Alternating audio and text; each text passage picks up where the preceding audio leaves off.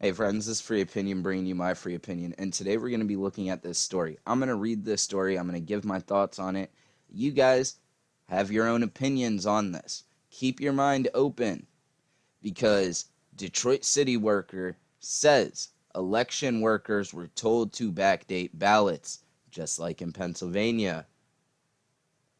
And I believe there was another state that they were telling them to backdate ballots.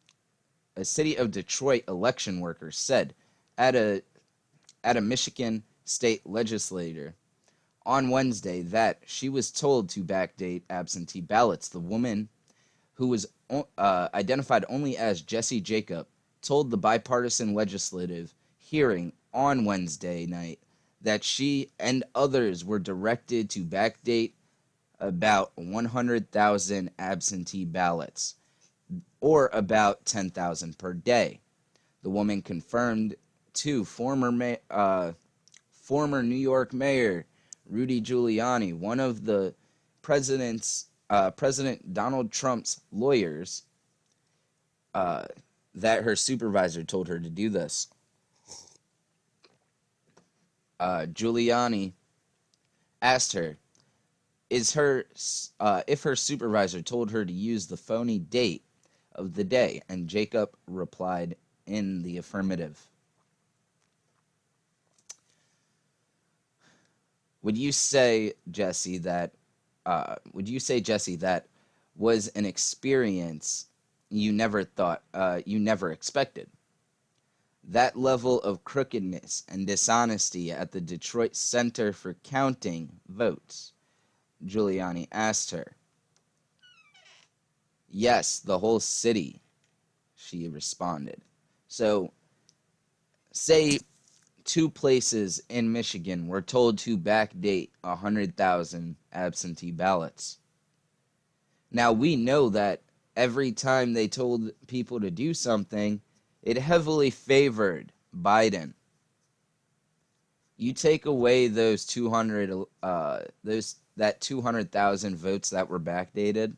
Now, this is saying if two places in Michigan did this, Trump won Michigan. That's without even any of the other voter fraud that was alleged and testified upon yesterday. You add that in, and he won it by a long shot. Let's go ahead and keep reading this, though. Jacob, who Giuliani had never testified before, worked in Detroit, and said election workers like her were coached on how to change ballots. She was also advised not to request voter identification if there were problems with the ballot.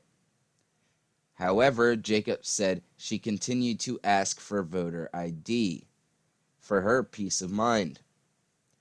So they were telling them not to check IDs to verify if these voters were legally allowed to vote in that state.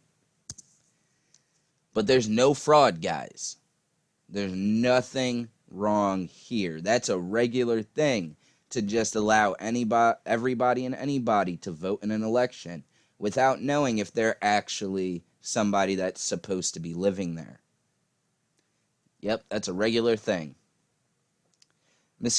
Michigan Judge Timothy Kenny previously dismissed an affidavit that was sent by Jacob, citing a lack of credibility. Lack of credibility? So you're saying that a election worker is not a credible source of information, somebody that was actually there during it, and assert that she was speculating and provided few details. She told you they were being told to backdate ballots. She can't really show you video evidence because it's illegal for them to videotape, apparently. She submitted a sworn statement claiming that poll workers told voters to cast their ballots for Democrat presidential candidate Joe Biden. That's another thing that's illegal. You're not allowed to campaign at the polls. You cannot tell somebody to vote for anyone.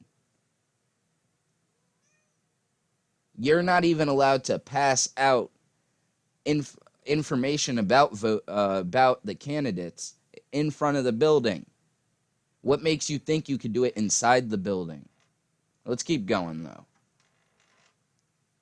In her sworn statement earlier this month, Jacobs said she was instructed to backdate mail ballots and not to look for any deficiencies with the ballots. So again, they laxed all rules around mail-in and absentee ballots because they wanted a certain candidate to win.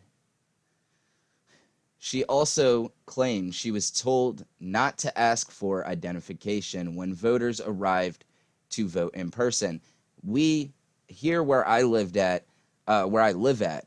they ask you for your ID the moment you walk through the door to make sure that you are a legal citizen of this state and you're legally allowed to vote, and then they check if you're in their roll book. I directly observed on a daily basis City of Detroit election workers and employees coaching and trying to coach voters to vote for Joe Biden and the Democrat Party. She wrote in the affidavit, adding that she witnessed them encouraging voters to do a straight Democrat ballot. A Michigan Secretary of State official told the Epoch Times on Wednesday amid the hearing that no actual evidence of any wrongdoing or fraud was presented, despite repeated questions requesting such evidence for lawmakers. An affidavit could get you put in prison, but it's not seen as credible evidence when it comes down to election fraud. So in a criminal case, I could go to jail if a witness writes a sworn affidavit saying I did something, and that would be used in court against me. But when it comes down to election fraud, that's not a credible source of information. Folks, this is the clown world we live in. I'm telling you right now, primary each and every one of these people, because we're never going to see a fair election again, thanks to the mail-in ballot system.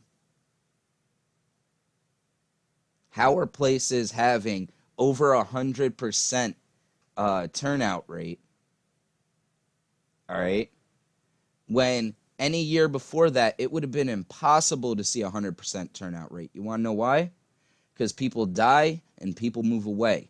But hey, guys, that's just my opinion. I mean, you could think what you want. I know where I lie on this. I know I'm biased on this. But I wouldn't have cared if Biden won if there wasn't so many allegations of voter fraud in so many places. All the same things going on in each one of these places, making it look like it was coordinated.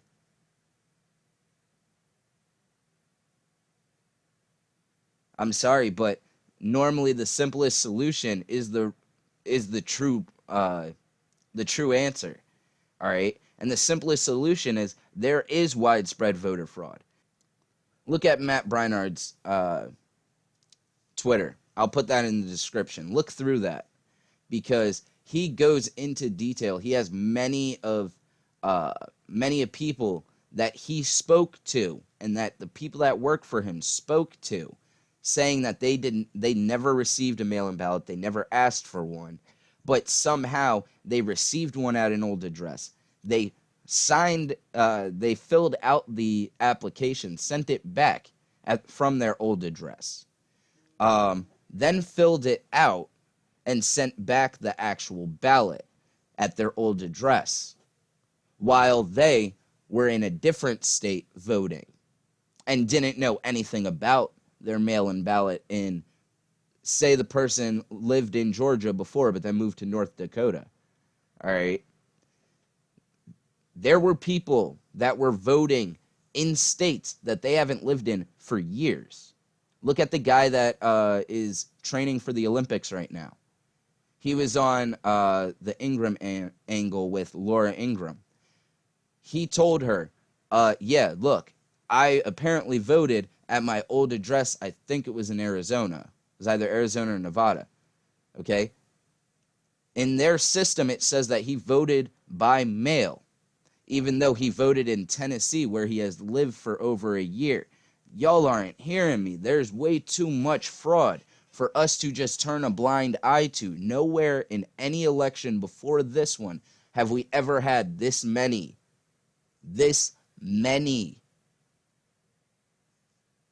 allegations of voter fraud.